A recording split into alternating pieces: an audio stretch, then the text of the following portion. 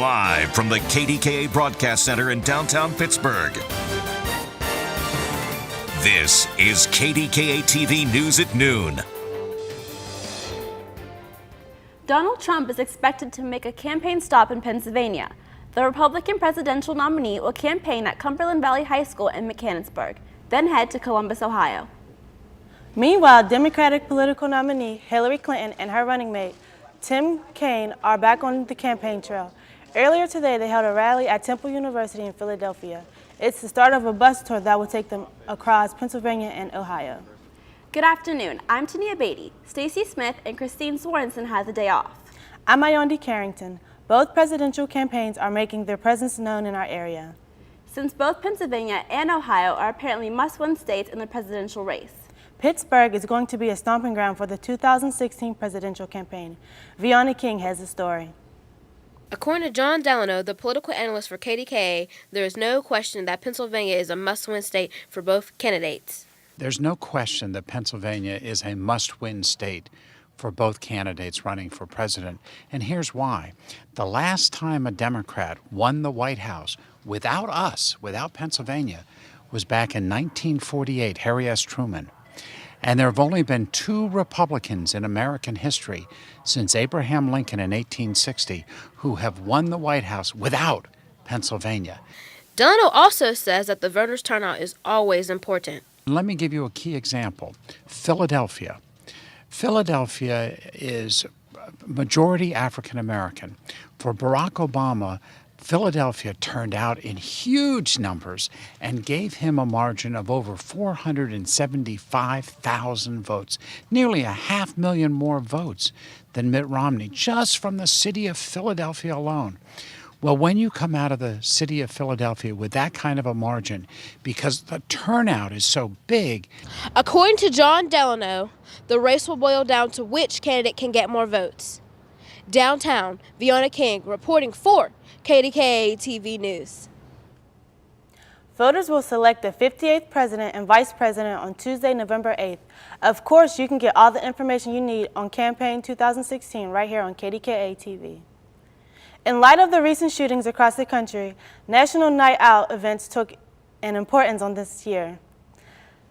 This get-together was held Tuesday night in Aspinwall. It gave police the opportunity to get to know people better, and in return, the community showed their appreciation of the police. We're all taking extra caution with answering various calls, and we're cognizant of the dangers that we face, but we recognize that we have a sworn duty to respond to these calls. They're really here to keep our children safe. It's not a very sort of animosity toward one another. The tradition of National Night Out first took place 33 years ago. For the first time, a U.S. law enforcement officer has been charged with a terror-related crime. A Washington, D.C. area transit officer is now facing charges of attempting to support the Islamic State. The FBI arrested 36-year-old Nicholas Young in a sting operation. He is accused of trying to supply gift cards to ISIS so the group could purchase mobile apps to help with their communications. The FBI also states Young has been under surveillance since 2010. A new report gives Pittsburgh police low grades when it comes to their policy regarding body cameras. The Leadership Council on Human Rights and Civil Rights says that Pittsburgh police won't even make their policies regarding body camera available to the public. The report says that most cities make their policies available. The city responds, police policies aren't considered public information. Across the nation, there have been many allegations of police brutality. Pittsburgh is no exception. Ayondi Carrington has the story. Brandy Fisher is the head of the Pittsburgh Police Accountability Foundation. She fears for her young adult son's life whenever he leaves home. It causes me a lot of stress. My son is 22 and likes to go out and party, and so when he's not home at 5 o'clock in the morning, I'm always worried, calling him, seeing where he is, making sure he's okay. Kenneth Houston is the president of the Monroeville branch of the NAACP. He's also a parent of 2 black men. Anytime I see black males being killed, that's extremely troubling for me because I'm a black father and I'm a black male myself, and that very well could be me. How do you feel about the statement, all lives matter? I think the statement "all lives matter" is a way of trying to divert the efforts of the Black Lives Matter movement. I think a lot of times when you hear all lives matter, it's used to counter the Black Lives Matter movement, and it's kind of basically trying to diminish what the Black Lives Matter movement is about. Of course we know all lives matter. That's a blanket statement. But what the Black Lives Matters movement is keying in on relevant issues around Black African Americans. Those are the reasons why Brandy Fisher founded the Pittsburgh Police Accountability Project. We also do programming, so we have several programs to teach people about, because we specialize in bettering community and police relations.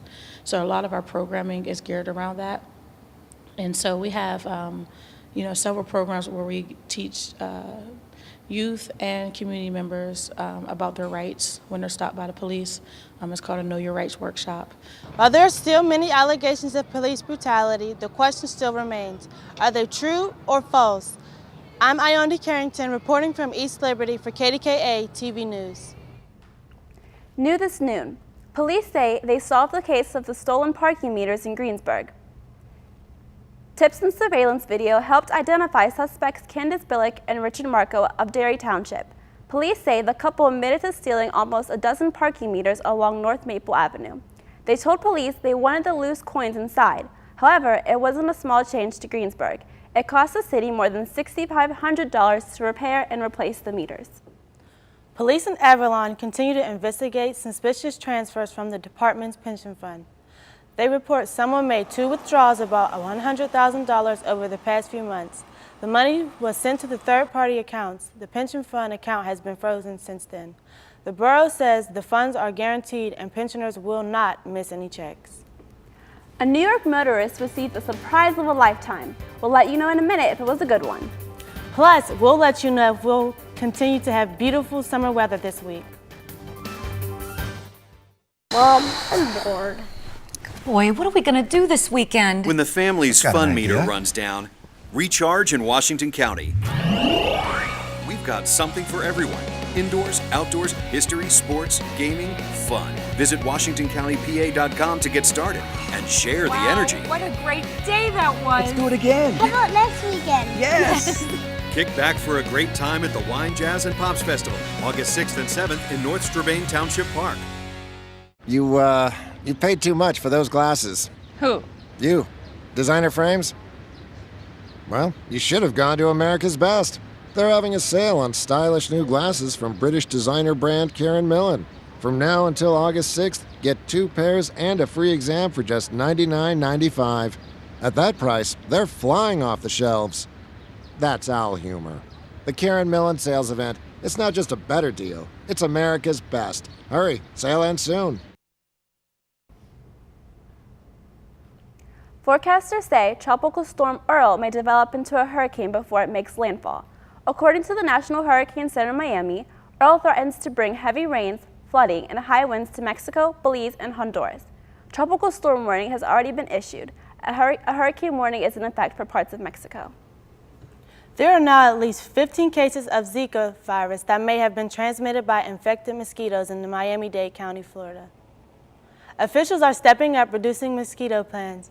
They are spraying clouds of insecticide in Ground Zero neighborhood, emptying kiddie pools and any standing water, and handing out cans of insect repellent, but killing the mosquitoes is proving to be harder than expected. We're not seeing the number of mosquitoes come down as rapidly as we would have liked. That could be because they're resistant to the insecticides being used, or that they're still standing water that they're breeding in. The Center for Disease Control is warning pregnant women and women who plan to become pregnant to avoid the area because the virus is linked to a birth defect.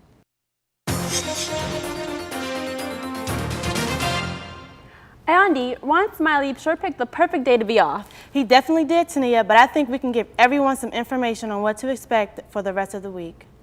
Let's start with a look at today's high temperatures that only reached 82 degrees with a record high back in 1930 at 99 degrees. Current conditions this noon, we've hit 82 degrees, but a look at the national map shows increasing humidity and spotty T-storms in various parts of the nation.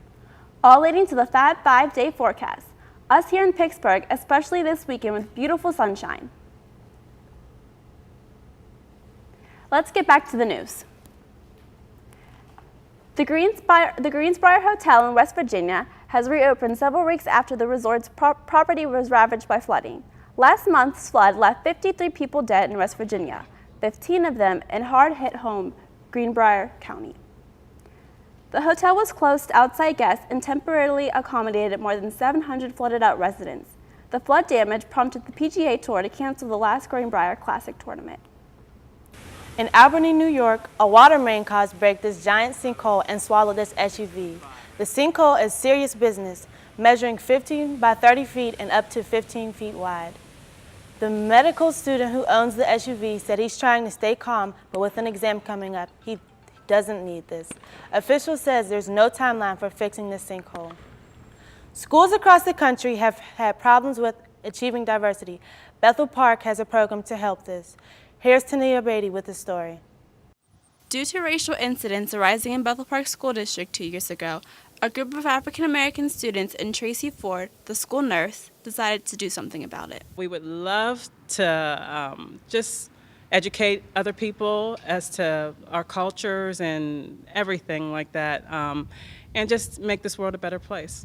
Tracy's sister Diane reached out to Tracy and the Stand Kids to help with the community garden. We plant seeds with the students, and it's not only just seeds like for vegetables and that kind of thing, but we're hopefully planting seeds of hope and change.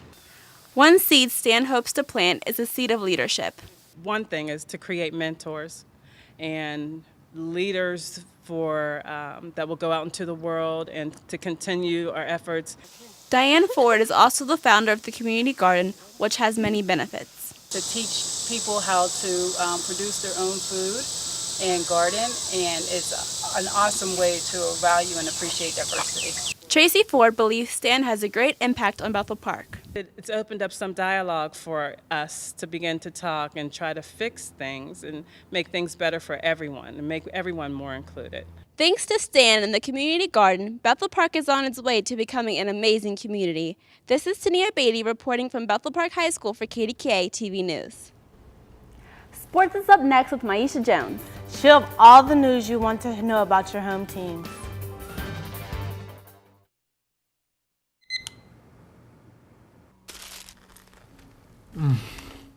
Best wife ever. Right now, pick any two, like a sausage McMuffin with egg sandwich or bacon, egg, and cheese biscuit for just $4.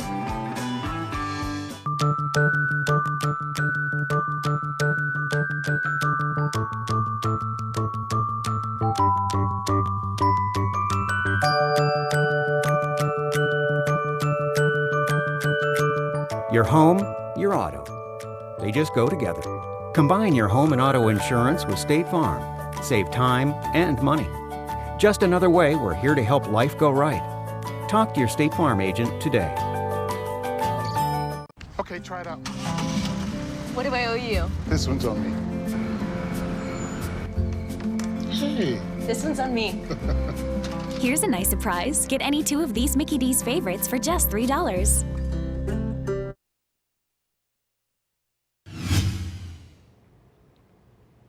The Steelers put on the pads today for the first time in training camp. The always popular back-on-backers drill featured a big day for linebacker Ryan Shazier. Meanwhile, Antonio Brown was making news off the field concerning his contract. Brown is coming off to the two most productive years of any receiver in the history of games. 264 catches, the biggest two-year total in NFL history. And because of that, he would like the Steelers to rip up his current contract and give him a new one. There are still 2 years remaining on the deal he signed 5 years ago. And the Steelers' policy is not to renegade. Currently, details unless the players is 1 year out. Brown is 2 years out. He didn't hold out, but he didn't hold back expressing his concerns. You know, I can't really fathom what the rules are. You know, you got to take care of your guys. You know,